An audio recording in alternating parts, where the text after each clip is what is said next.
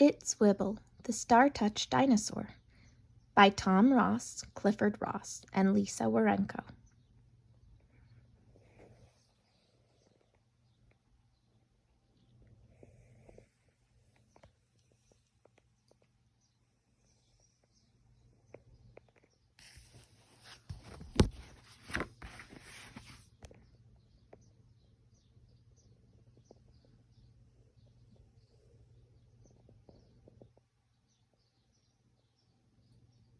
The back says, "What, baby dinosaurs in the Buzzville forest? That's right, and it's all because of Its Wibble. He's a brave little dinosaur fairy with a very unusual tale to tell, and his magical story is right in this book."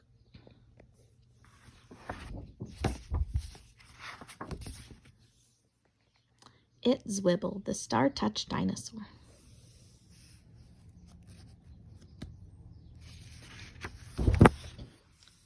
This book is from 1987.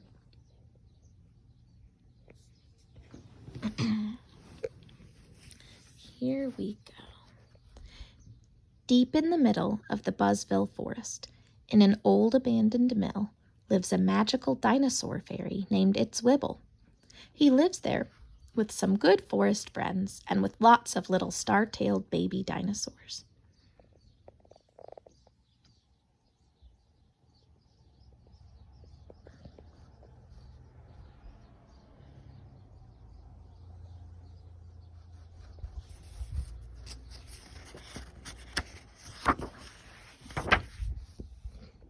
It's bedtime at the mill, and the dinosaur babies want to hear a story. "Tell us the one about where we came from," they ask Its Wibble.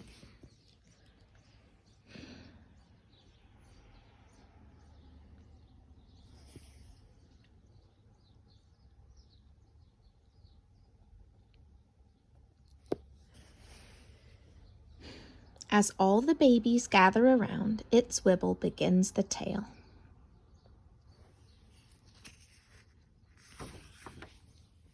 A long time ago, when life was coming to an end for the dinosaurs, a group of gentle-hearted dinosaurs gathered up their eggs and wished on a star. They wished that somehow someone would save their babies. Far away in the land of wishes, a little dinosaur fairy named Its Wibble heard their wish.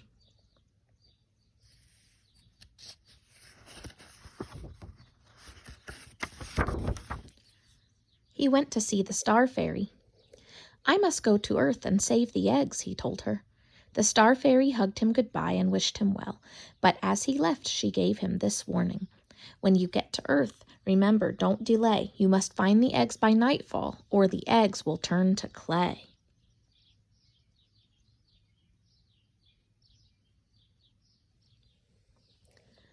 The little dinosaur fairy set out. He traveled on the tail of a comet until, one day, millions of years later, he came crashing through time. He landed thump somewhere in the middle of the Buzzville forest.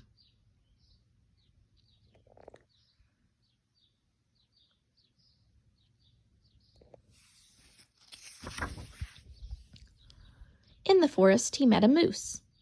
"Hello," said the moose. "My name is Fred." "Hello," said Its Wibble. "I'm a dinosaur fairy, and I've come to save the baby dinosaur eggs, but I have to find them first. Do you know where they are?"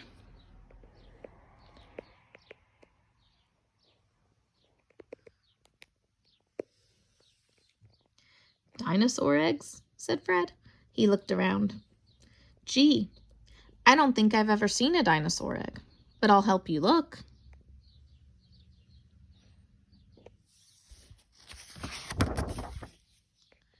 Not far from there, they met a funny-looking toucan named Two. Its Wibble told Two and Fred all about his search for the eggs.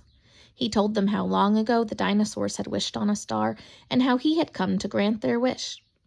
"I don't have much time. I have to find the eggs before nightfall," he said.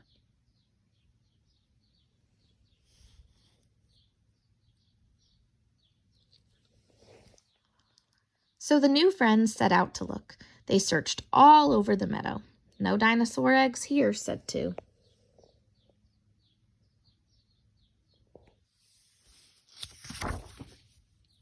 They searched all through the stream.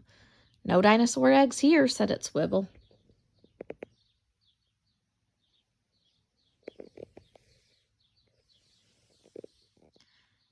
None here either, said Fred. They had searched everywhere. It was getting late. I have an idea, said the toucan.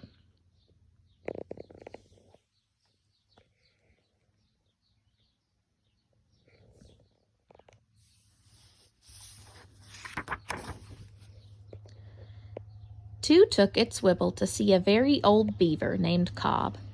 Sounds like you've looked everywhere, said the beaver. The only place left is Mount Lumpy Bumpy. The eggs must be there, said Its Wibble. The friends set off. The sun was beginning to set when they reached the foot of Mount Lumpy Bumpy. All of a sudden, someone started to throw rocks at Its Wibble and his friends. Then from a hole in the side of the mountain came a loud and frightening voice. Scram, said the voice. This is our mountain, and we won't let you pass.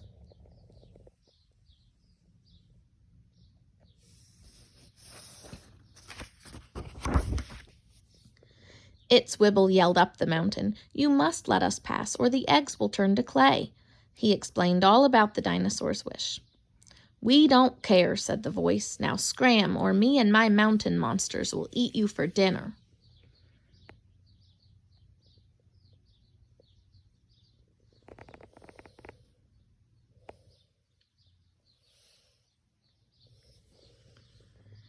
Its Wibble knew that he had to be brave. He crept toward the hole, but when he peeked inside, he saw that there were no mountain monsters at all. Just one blind and frightened little shrew who had run out of things to throw.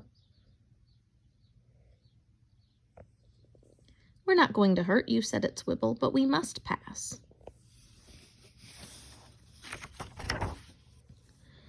The dinosaur fairy was both magical and kind-hearted, so he made the blind shrew a pair of magic glasses. Just put the glasses on, he said, and you'll be able to see. But the little blind shrew didn't believe in magic. He didn't believe in dinosaur fairies. He was afraid to put the glasses on.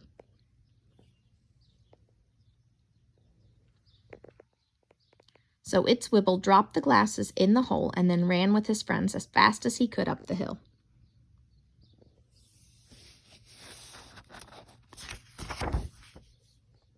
When they got to the top, all they saw was a run-down old mill, and there were no eggs in sight.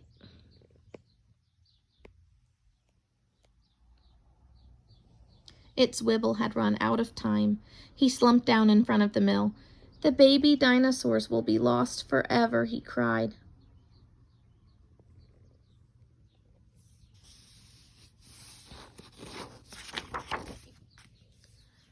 Just at that moment, at the bottom of the hill, the shrew picked up the glasses. He put them down. Magical glasses, he muttered. Dinosaur eggs. How ridiculous. Then, for some reason that nobody knows, the shrew got brave. He picked up the glasses and put them on. I can see, he shouted. Suddenly, the shrew saw that the big round stones in the wall were not big round stones. They were eggs. With his loudest shout, the shrew yelled up the hill, Its Wibble, the eggs are underground.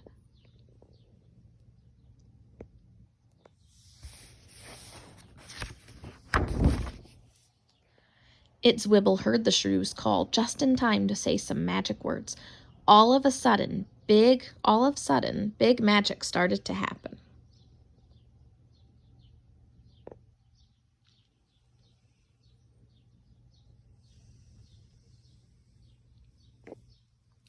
The earth began to shake and dinosaur eggs popped out everywhere. Magical stardust fell from the sky and covered the eggs with a starry glow.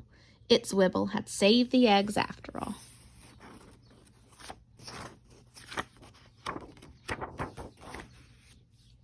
The mill would be the perfect place to hatch the eggs, said two. All it needs is a little fixing up. And a few flowers, said Fred.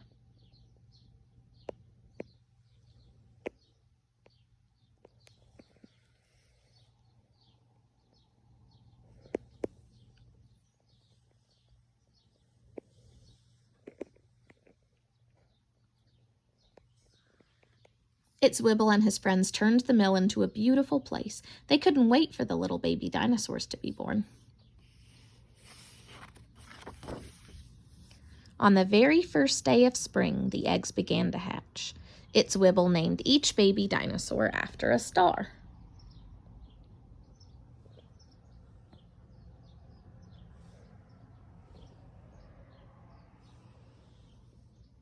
One of the little baby dinosaurs interrupts Its Wibble's story. "That's where we came from?" he asks. "That's right," says Its Wibble. "But why do we have stars on our tails?" asks another. "Because you're star-touched, just like me. When you get older, you can use your magic to help all the creatures on Earth. They need a lot of help here, you know."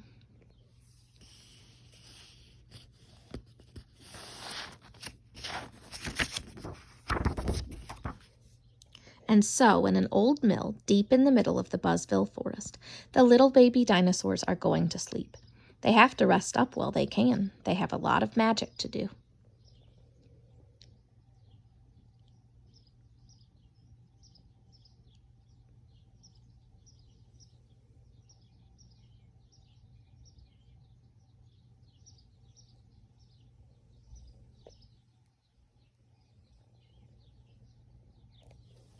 That is the end of Its Wibble. Have a good night.